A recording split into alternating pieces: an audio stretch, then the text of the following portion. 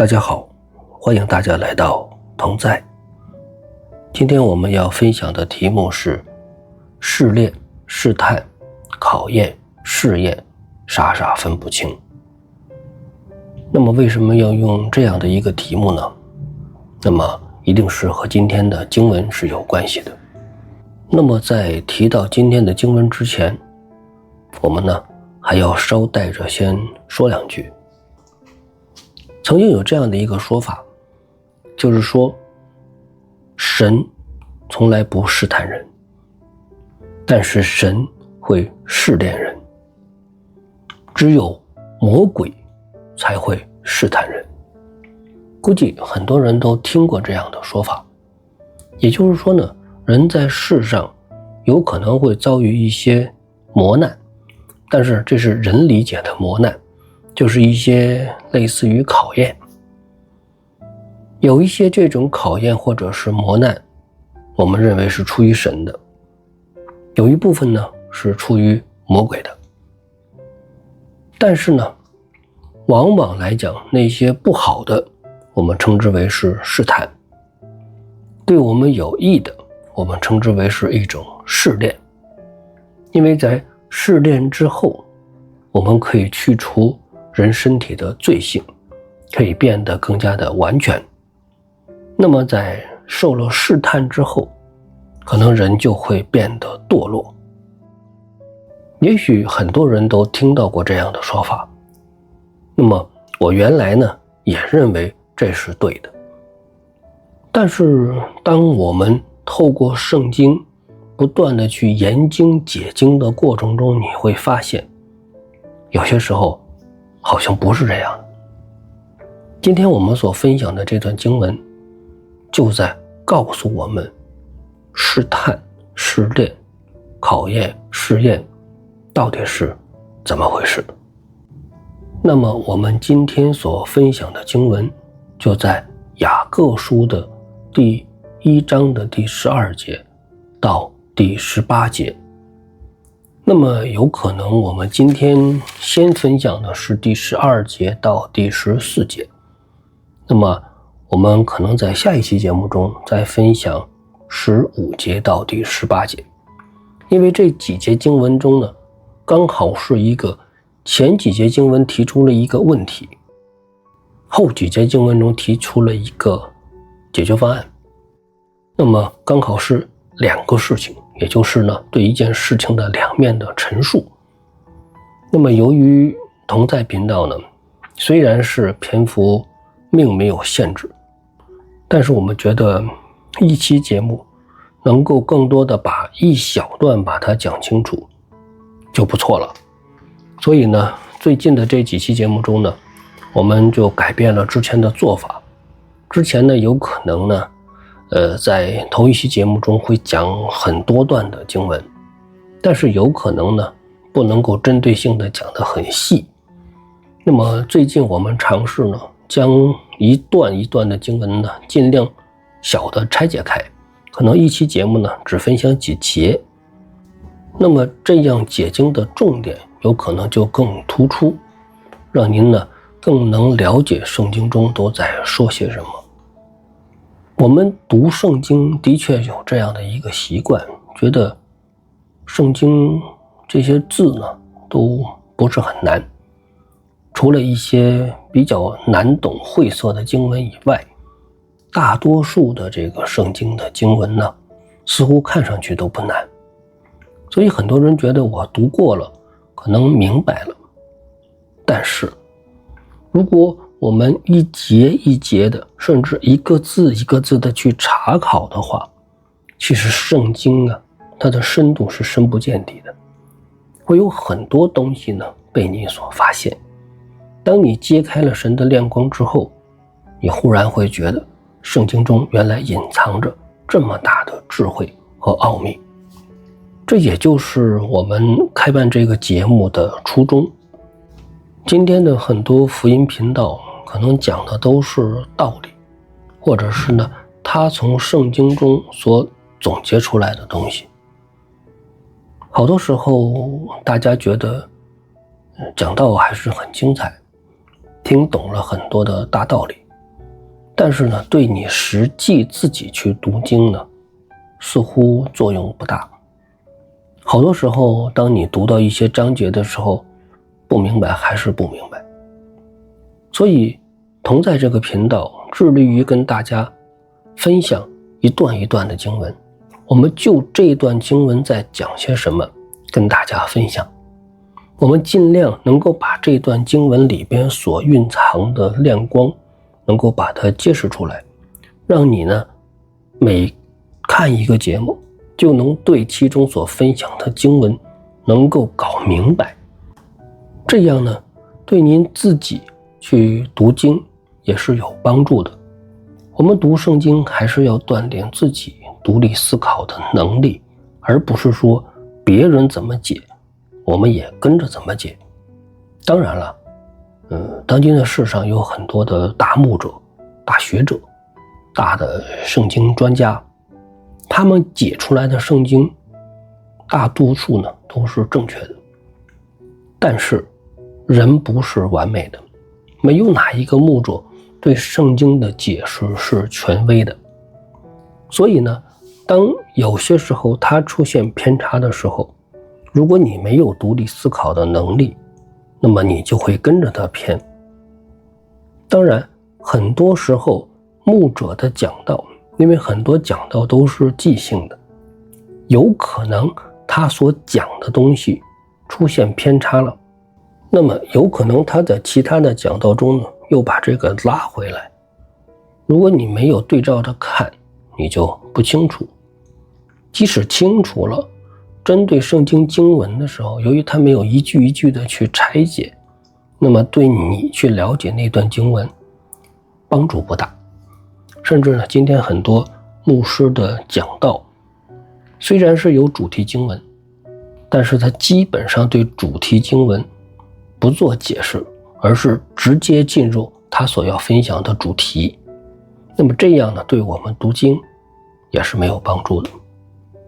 所以同在这个频道呢，我们就针对今天所分享的这段经文去进行一个细致的拆解，这样也许对您读经是有帮助的。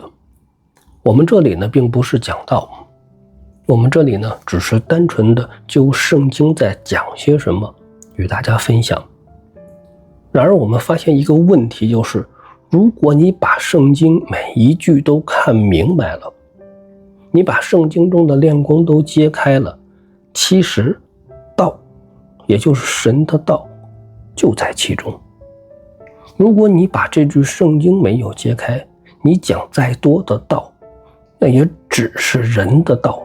你需要用很多的东西把你所要分享的这些时间把它填满。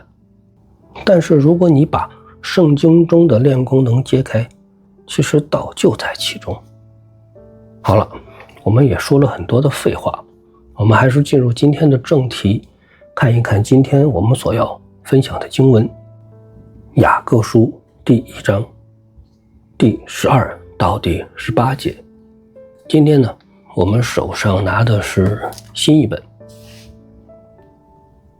能忍受试炼的人是有福的，因为他经过考验之后，必得着生命的冠冕。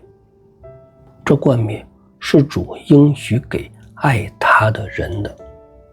人被试探，不可说我被神试探，因为神不能被恶试探，他也不试探任何人。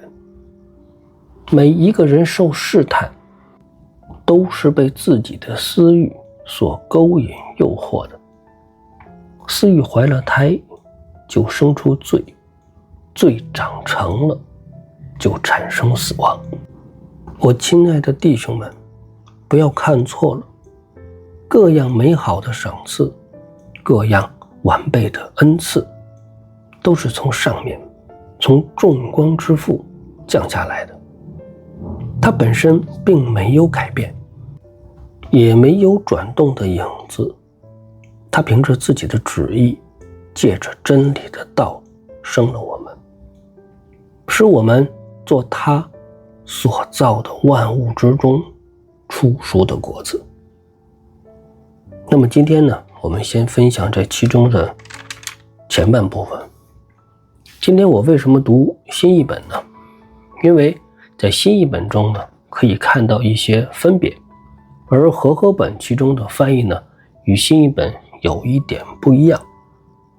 我们看到第12节到第14节中，这里反反复复所出现的词就是试探和试炼。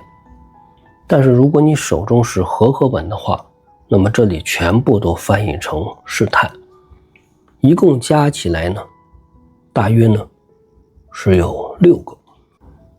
那么新译本把第12节中的第一个翻译为试炼，后边的几个呢都翻译成试探，而和合本呢是将所有的都翻译成试探。而第12节中呢还出现了一个试验，就是和合本中出现一个试验，而新译本中呢把它翻译成考验。那么这就是我们读这段经文一下子就冒出来的一个特点。圣经中很少出现这样的经文，就是反反复复的一个词在几节中被频繁的提到。那么既然这个词被频繁的提到了，那就证明呢这个词在这段圣经中它是一个重点。所以我们要搞清楚的就是什么是试炼，什么是试探。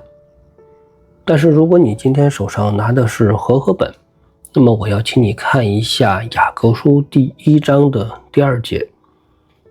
第1章第2节中说，我的弟兄们，你们落在百般试炼中，都要以为大喜乐。那么在这一章中，我们看到的是雅各在这里讲，如果你落在各种的试炼中，你要觉得这是好事。所以这才出现了我们之前所提到的观点，就是说试炼可能是好的，但是试探是不好的。那么在雅各书的第1章的12节中，和合本把它翻译成了试探，但是新译本就还是把它翻译成试炼，这样就前后对照就是公等的了。就是说呢，你能够忍受住试炼，那么就有福了。就是说试炼是好的，试探是不好的。所以当我们有了这样一种认识了以后，我们就觉得试炼是出于神的，试探就是出于魔鬼的。因为后面第13节中也说，人被试探，不可说我被神试探。也就是说呢，神不试探人。那么我们得出这样的结论，对不对呢？我觉得其实这段圣经并没有在讲这样的一个道理。这里首先必须要跟大家指出的就是，如果你查考原文的话，试炼和试探它其实是同一个词。就是说在原文的希腊文圣经中，其实并没有分什么试炼和试探。但是如果你看原文的话，有一些呢是名词，有一些是动词，看上去好像是2个词，但是它的字根是一样的。而中文的这种语言习惯里边呢，并没有说同样一个字根会出现名词的形式或者是动词的形式。我们中文呢就是名词跟动词一样的。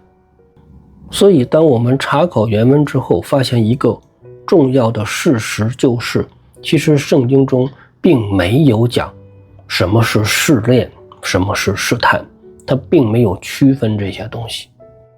总之不管是试炼还是试探，那么它就是一个考验，就是对你生命中的一个考验。那么第12节中后边所说的，因为他经过考验之后必得着生命的冠冕，这个考验其实就是一个试探或者试炼的完成阶段，就是说这个事情已经过去了，你已经通过了，那么和合本在这里翻译成试验以后，新译本呢在这里翻译成经过考验之后。那么经过考验之后，或者是经过试验之后，这是一个词，中文呢就是好几个词，原文它是一个词，就是说呢这件事情已经过了呢，而且是通过了，顺利的通过了。所以第12节中所说的就是，如果你能够忍受这个试炼，是有福的，因为通过了这个试炼之后，就得着生命的冠冕。为什么用冠冕这个词呢？我们在之前的节目中也提到过。那么雅各书的这封信呢，前面已经第1节提到过，它是写给散居各地的12支派。那么散居到各地的基本上呢，他们就在希腊人的聚居地。希腊人的这种文化里边呢，他们觉得冠冕是很重要的。我们看到2004年的雅典奥运会，那么在每个比赛的冠亚军的这种颁奖台上，不仅有奖牌，而且呢，他给你用橄榄枝呢做一个冠冕放在头上，这是他们的文化。在初代教会那个时期呢，希腊已经开始有各种的比赛的项目了。我们圣经中都提到过，像有赛跑，像有拳击这一类的竞技类的体育项目。那么在这种项目中呢，如果你夺得了冠军的话，那就会给你戴上一个冠冕。所以呢，这是当时的人能够理解的一种语言。冠冕嘛，就是最好的，万众瞩目的，大家都觉得哎呀，这个是最厉害的。所以雅各在这里所讲的就是，如果你经受了这个试炼的话，那么你就会得冠冕，而且这个冠冕是生命的冠冕，这个冠冕是主给你的冠冕。而到了第13节中就提到了，人被试探，不可说我被神试探，因为神不能被恶试探，他也不试探任何人。就是说今天有些人会有这样的观点，就是说呢，如果自己遭遇了什么磨难考验，那么他觉得，或者呢这是魔鬼对他的攻击，或者呢他说这是神对他的考验。这句话就是在告诉我们，其实如果你深陷困境，或者是你深陷磨难之中的时候，你不要自嗨，你不要乱的以为这是魔鬼对你的攻击，或者是说呢，这个是神在考验你。你不是唐僧，你不是说呢佛祖非让你经过9981难，你不要有这样的想法。就是说神不做这样的事情，神不会让你陷入困境，神是祝福人的，神不会是故意的让某些人陷入各样的困境。那么有些时候大家会提到约伯记，约伯记呢也是受各种的困境，那么这是魔鬼造成的，这个是神应许魔鬼造成的。当然约伯记是例外，我们不是约伯，约伯记只是告诉你一个事实而已，约伯不可能套在每一个人的身上都适用。所以说圣经并不是说你看一个章节，这个章节就完全适用于你。有些圣经的章节就是特例，告诉你有些事情是这样的，但是呢你不明白，你就先放到一边，有一天你会明白的。因为人是有限的，人不可能把神所有的作为都看得明明白白，那是不可能的。但是呢这里面所告诉你的就是，通常的情况下，如果你深入困境的时候，你不要觉得这就是神或者是魔鬼的作为。那么14节中就解释了为什么不要这样想。14节就说，每一个人被试探都是被自己的私欲所勾引诱惑的。也就是说呢，你深陷困境、深陷考验的原因来自于你的罪性，而不是说出于魔鬼或者是出于神。所以这几句话所强调的就是人的罪性。你要知道，人所有的这些罪性是导致你被试探的根源，而不是出于别的。有些时候呢，我们把所有不好的事情都归结于魔鬼撒旦。其实魔鬼撒旦有的时候在神面前也是很委屈的，很多事情跟他没有关系，但是呢，人就喜欢把一些不好的东西都丢给他，把不好的事情都让魔鬼撒旦去给我们背书。但是这里边圣经告诉我们了，这一切是你自己的私欲勾引诱惑所造成的。所以这段经文所讲的就是2个点。第一个点就是要揭示告诉我们，试探试炼其实呢并没有区别，这是我们看中文圣经有的时候才能看出来的问题。但是呢，如果你读原文，其实就不存在这样的问题，没有什么好与坏之分，困境就是困境，磨练就是磨练。那么呢，如果你胜过了磨练，那么你就是主所喜悦的人，主会赐你生命的冠冕。那么如果你胜不过，那么你可能就此堕落了。但是呢，如果你没能胜过试探，你也要明白，这件事情跟魔鬼是没有关系的，这是你的私欲所造成的。所以人要治死自己的私欲，也就是说呢，要治死自己的罪行。如果人本身那个属灵的生命不能够压制你自己身体的这种罪性，那么你是无法胜过试探的。那么如果你无法胜过试探，那么你所面临的结果是怎样的？另外，我们的神是如何看待试探这件事情的？就是说，在试探这件事情，神又会怎么做？那么这2个问题是我们下一期节目要为大家所解决的。那么今天我们就暂时分享到这里，同在，我们下次见。